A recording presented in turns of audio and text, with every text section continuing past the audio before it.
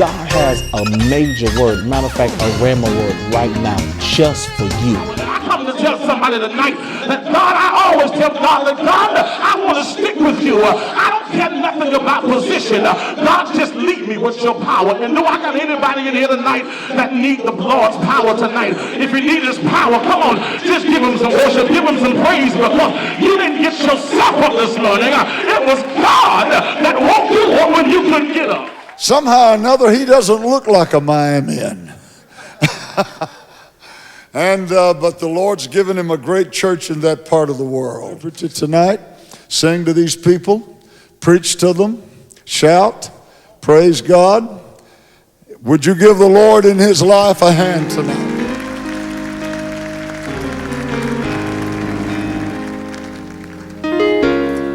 Is there anybody in here love the Lord tonight? If you love him, let me see your hands. All over the building, come on, if you love the Lord, let me hear you make a shout. Say, I love him tonight. There is a name I love to hear. I love to sing his word.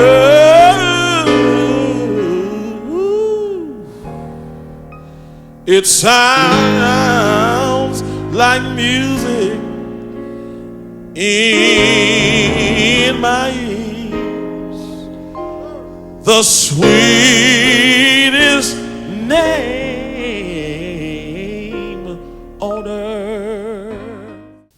We're so grateful tonight for the opportunity to be able to stand, and I want to say, first of all, to the angel of the house, none other than Pastor Jimmy Swagger. Come on, let's put our hands together for Pastor tonight. Thank you so much. And do I got anybody in the house tonight can praise God, because you are a living testimony that every time things looked bad, every time things looked like you were count out, that's when God stepped right in. Do I got anybody in here that can give God a hand of praise tonight, because you understand that God is still a miracle worker? I wish you would shake your neighbor by the hand and just tell your neighbor he's still a miracle worker.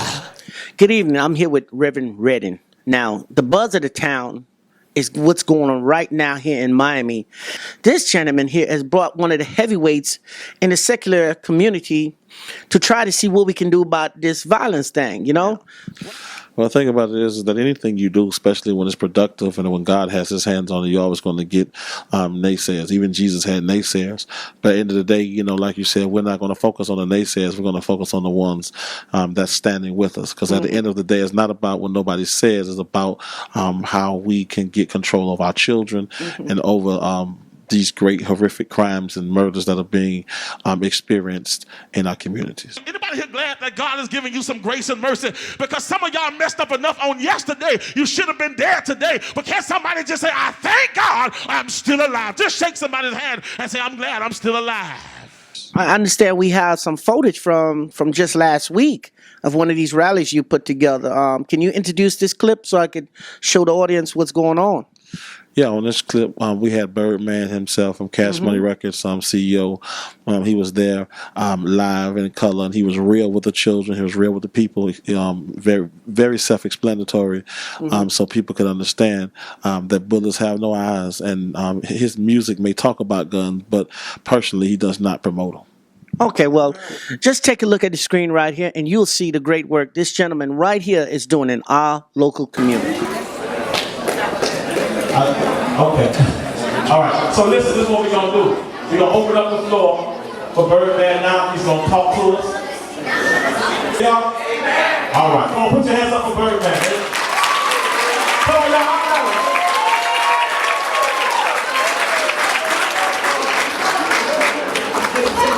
How y'all doing today, man? First of all, thank y'all for having me. I've been living in Miami now for almost 15 years. I'm from New Orleans, but the way y'all have embraced me and my family and my team, I promise y'all I won't ever leave Miami. I'm going to be out here for a while. Thank y'all very much. I understand the mindset of being confused. Just a young man, I grew up as a young man with no knowledge of what's happening outside. I thought, growing up in this project, this is the way we're supposed to live. Run from the police, shoot guns, be disrespectful. I thought this was the way of life until I was taught different. And then in different cities you have aftercare programs. I think we don't have in Miami. Even when I go back home to New Orleans, we need to start more aftercare programs so the kids after school can have something to do. I have a prime example with this young boy I just signed named Jay Soul. He's from Toronto. No parents, nowhere to live. He really lived in these aftercare programs and took music, because it teaches music, computer, it teaches a lot of things we need to deal with society, and that's how I learned about him, and I totally changed his life. So I really understand just being a young man, because I was that young man really just lost without no knowledge of, jailhouse changed my life. When I went to jail, I learned about God, and that would change my life. Besides that, if I didn't go to jail, I probably would be dead or doing a lot of senseless shit that I honestly thought was right. Because nobody told me that what we was doing was wrong. I thought selling drugs, running from the police, shooting, I thought all this was the way of life until I was taught the right way, and what taught me was being incarcerated. Hopefully these young men don't have to be incarcerated, but I just think out here we need more aftercare programs. We need to get with the politicians and the people who can make all this possible and have that available, because a lot of kids after school don't have nothing to do, nowhere to go, so we got to give them something that interests them. Sports ain't for everybody.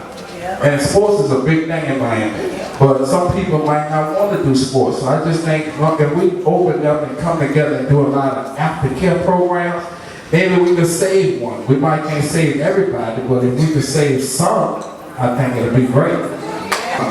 I didn't have no biological, so I lived in a boys' home in New Orleans, which was called Melody Boys' Home, for like 4 or 5 years. So just me growing up that way, really I'm passionate about it, because I don't do this for publicity. That's not what I do this, but I do this because I was raised like this. I was really one of the kids that was unfortunate and lost because I didn't have nobody. So for me, I would really like to come out here, because I'm living out here, and we get with the people who can make this possible, and we start aftercare programs with computers, music, any way that to make the young man a better man, where he can go into this world and survive. Thank you. I want to thank this man for even allowing me to come out and embracing the town, the city, the young world, just feeling comfortable enough to invite me to his church. And like I told him, I'll be here this Sunday, and